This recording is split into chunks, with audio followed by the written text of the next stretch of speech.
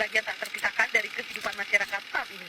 Ribuan lowongan kerja online paruh waktu marak bertebaran di media sosial. Kalian tahu gak sih, apa itu media sosial? Media sosial adalah teman dekat kita sehari-hari. Tapi tahukah kamu, ia bisa menjadi alat baik atau buruk? Dengan media sosial, kita bisa belajar hal baru, memperdalam iman, dan berkomunikasi dengan orang di mana saja. Kita bisa berbagi pengetahuan, memberi dukungan, dan memperluas jaringan pertemanan. Namun, media sosial juga bisa menjadi sarana penyebaran hoaks dan fitnah.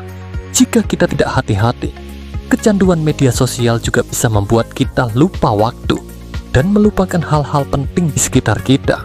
Jadi gunakan media sosial dengan bijak. Jadikan ia alat untuk tumbuh dan berkembang, bukan menjadi beban. Media sosial hari ini sudah jadi bagian dari hidup kita. Lewat media sosial, kita bisa belajar banyak hal, menambah wawasan, mengasah kreativitas, bahkan menyebarkan nilai-nilai kebaikan dan dakwah. Tapi di balik semua manfaat itu, media sosial juga punya sisi yang perlu kita waspadai. Banyak orang tanpa sadar ikut menyebarkan hoax, terlibat gibah di dalam komentar, atau melukai orang lain lewat kata-kata kasar, cyberbullying. Tapi sedikit juga yang akhirnya kecanduan, lupa waktu, lupa tanggung jawab, bahkan lupa ibadah. Karena itu, media sosial tidak cukup hanya digunakan, tapi harus dikendalikan. Kita butuh rem saat bermedsos, berpikir sebelum memposting, menyaring sebelum mempercayai, dan jaga adab sebelum berkomentar. Kalau media sosial kita gunakan dengan bijak, ia bisa menjadi pahala. Tapi kalau salah digunakan, justru bisa menjadi sumber masalah.